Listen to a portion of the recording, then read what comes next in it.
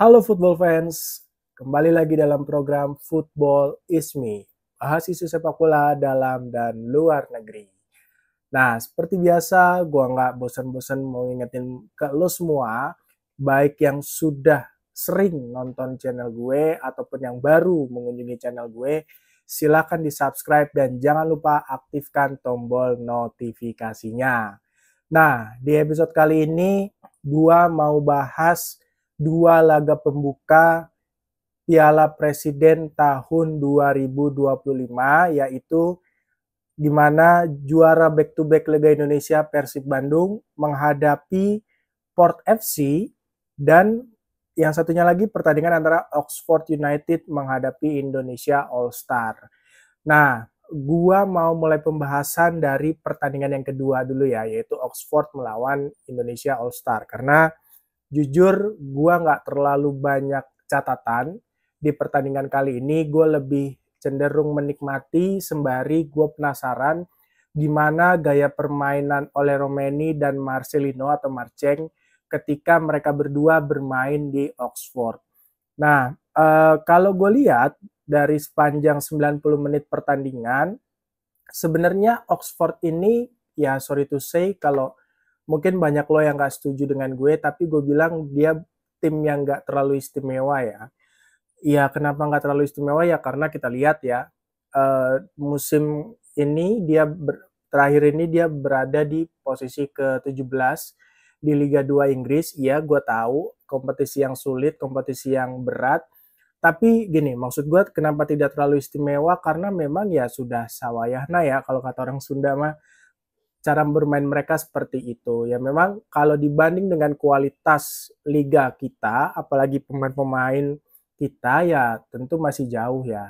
Seperti kita Indonesia melawan Jepang kemarin. Nah, ini Liga Inggris, Liga 2-nya memang tentu kualitasnya lebih jauh ya dibanding kualitas pemain-pemain kita. Tanpa gue mengurangi rasa hormat terhadap pemain-pemain kita, plus pemain-pemain Indonesia All Star ini kan sebenarnya mereka bukan merupakan pemain yang bersama-sama dalam sebuah tim yang sama gitu ya. Mereka bermain bersama itu karena hasil vote dan baru beberapa hari nih. Jadi memang secara chemistry, secara pola permainan itu jelas belum kebentuk dan jelas menjadi PR yang sangat berat untuk Coach Rahmat Darmawan. Nah, selain itu gue bilang kenapa nggak terlalu istimewa ya, karena buktinya tim Indonesia All Star itu beberapa kali bisa mencuri-curi kesempatan. Bahkan tim Indonesia All Star bisa mencetak beberapa gol ya.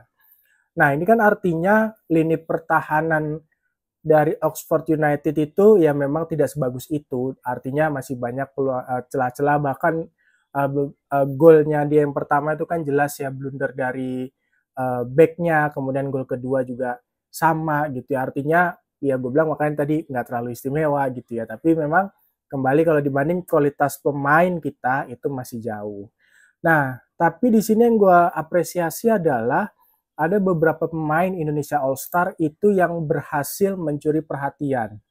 Misalnya gue boleh mention ya, ada dua pemain Persija, yaitu Rico Simanjuntak dan Excel. Nah, ini kan Rico ini musim lalu dipinjamkan Persija ke PSS Sleman, dan ternyata dia masih membuktikan diri. Dia mainnya agresif banget, determinasinya tinggi banget, dia mau ngejar arah larinya bola, dan bahkan gol pertama dari Indonesia All Star itu kan tercipta akibat Rico yang melakukan pressing ke lini pertahanan lawan sehingga terciptanya sebuah gol. Dan kemudian Excel ini pemain baru Persija, striker baru Persija.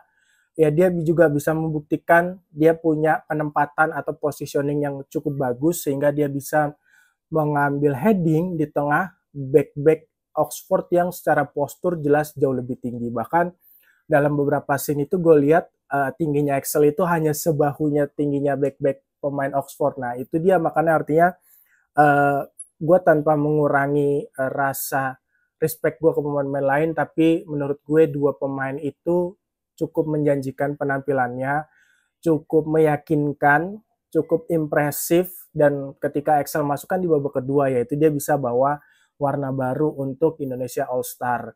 Dan Rico Simanjuntak lagi-lagi membuktikan di usianya yang sudah tidak muda, dia mampu tampil 90 menit dan bermain dengan sangat impresif, sangat agresif.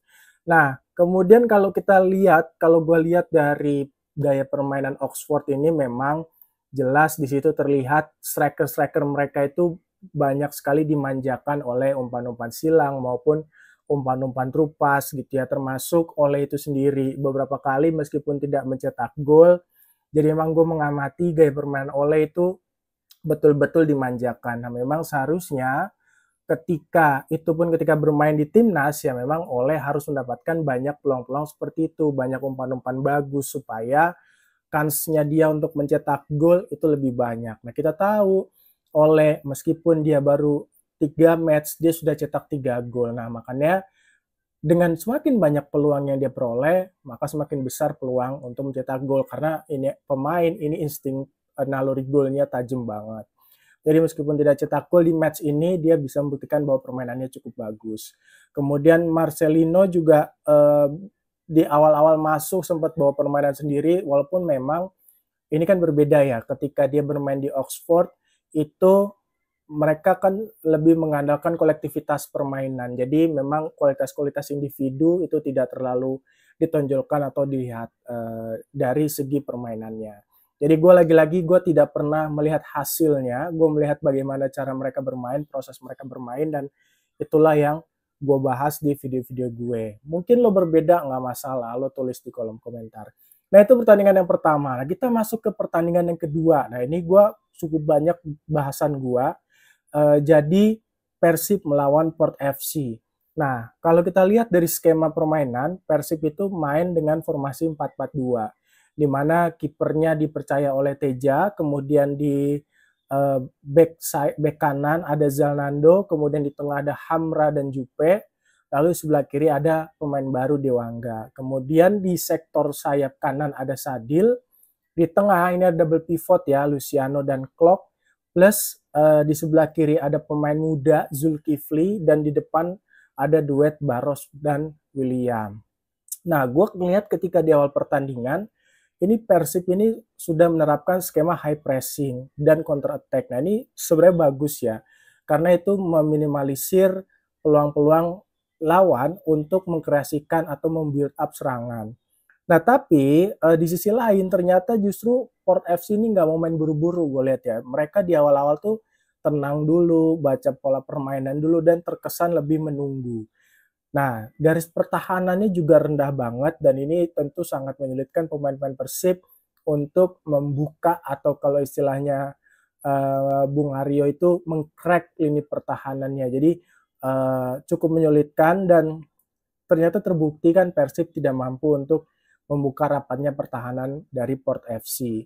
Nah, barulah di pertengahan babak pertama gue lihat Port ini mulai bermain terbuka ya, mulai bermain menyerang. Dan tentu ini menjadi ancaman untuk Persib Bandung. Kenapa gue bilang ancaman? Karena kalau gue lihat Persib ini dia tidak menerapkan pola man marking one on one gitu ya. Jadi mereka lebih, gue setuju dengan statementnya Bung Binder bahwa mereka lebih menerapkan gaya pressing tapi hanya mempres pemain-pemain yang pegang bola. Sementara pemain yang tanpa bola itu mereka biarkan, dan itu kebuktikan. Benar, gue setuju dengan Bung Binder lagi. Pada saat Asnawi itu dia dapat bola, itu kan nggak ada yang mempressing, sehingga akhirnya terpaksa Hamra melakukan pelanggaran di kotak 16 dan akhirnya berbuah menjadi gol. Nah ini justru yang menyulitkan. Nah sementara gue lihat dari beberapa pemain baru ya, ini kan ya tapi wajar ya gue bilang, karena mereka baru 1 minggu 2 minggu kumpul, dan itu suatu yang normal. Perbaikan-perbaikan pasti ada. Nah, gue lihat dari performa pemain-pemain baru nih. Yang pertama dari Hamra dulu ya. Hamra meskipun dia melakukan pelanggaran di kotak 16, tapi overall gue bilang pemain ini bagus ya, punya prospek yang menjanjikan. Beberapa kali gue lihat dia melakukan semacam dia membackup gitu. Jadi misalnya ketika Zalnando lagi diserang, Zalnando coba defense, nah itu Hamra tuh coba membantu backup. Dan ini bagus nih karena Artinya pemain-pemain Port FC ini cukup kesulitan untuk duel 1 lawan 1 karena ketika lolos dari Zalando dia masih harus berhadapan dengan Hamrah. Jadi sebenarnya positioningnya cukup bagus. Hanya memang mungkin ya masih baru dan itu normal-normal aja menurut gue. Dewangga, Dewangga nih bagus banget ya. Gue bilang beruntung lah nih. Ya sama-sama beruntung lah ya, Persib dapat Dewangga beruntung, Dewangganya main di Persib juga beruntung. Kenapa gue bilang beruntung? Karena ini pemain serba bisa banget. Ya kan kalau di awal tuh kan Dewangga sebenarnya posisinya back kiri ya, full back kiri. Kemudian ketika Jupe cedera, dia masuk ke tengah. Kemudian Zalnando yang di kanan balik ke kiri, terus yang di full back kanannya diisi oleh Febri Haryadi. Bagus banget mainnya Dewangga, tenang. Kemudian juga memblockingnya bagus, baca situasi arah bolanya juga bagus. Jadi gue bilang beruntung sekali Persib dapat Dewangga. Ini pemain bagus banget dan layak sih menurut gue, sangat-sangat layak untuk dapat kesempatan masuk timnas. Sadil juga bagus banget. Gue bilang inilah gue membayangkan ya, ini karena belum padu aja nih pemain-pemain Persib. Kalau udah padu, dia itu menyulitkan banget. Gue yakin banyak bobotoh yang setuju ya. Ketika dia main 1-2 sama William, itu bagus banget. Dia tuh punya sprint yang kenceng banget, dia bisa menyisir sisi kanan dengan bagus, gocekannya bagus, individualnya bagus. Belum lagi dia tadi lo semua nonton deh kan, dia sama Febri Haryadi ganti-gantian di sisi kanan, nyisir sisi kanannya itu bagus banget ya. Artinya ya ini Sadil lagi-lagi ya makanya dia bagus juga dia bisa main di Persib. Artinya dia bisa peluang untuk masuk timnasnya lagi lebih besar karena ya semakin dekat gitu dengan timnas. Terus Luciano, nah Luciano ini secara permainan gue bilang oke. Kenapa oke? Karena dia mampu bagi peran yang bagus ya dengan Klok. Jadi kan di match ini kan gue kalau nggak salah dia Persib pakai double pivot ya. Tapi sebenarnya dua-duanya ini punya peran yang berbeda. Kalau Luciano itu dia lebih ke counter, nah sementara Klok lebih defense. Tapi dua-duanya itu punya kemampuan untuk mengkreasikan umpan dengan baik banget. Klok kita udah nggak ragukan lagi. Luciano ternyata punya kemampuan yang sama dan ketika mereka bermain di sektor tengah, itu dua-duanya bagus ya. Jadi ya gue sih tinggal ini oke lah bisa menjanjikan di Luciano. William juga oke mainnya, dia taktis banget. Sesekali main 1-2 dengan Sadil yang gue bilang tadi. Jadi tinggal nunggu semakin padu aja dua pemain ini. Nah, tapi sayangnya Barros gue bilang di match ini Barros belum menunjukkan performanya. Kenapa? Karena memang dia nyaris tanpa peluang. Jadi sulit ya ketika pemain Port FC menerapkan man-to-man marking, itu agak susah untuk pemain-pemain Persib melakukan build up dan ya akhirnya Barros di catatan gue paling satu atau dua peluang dia kreasikan dan itu tidak membahayakan gitu ya.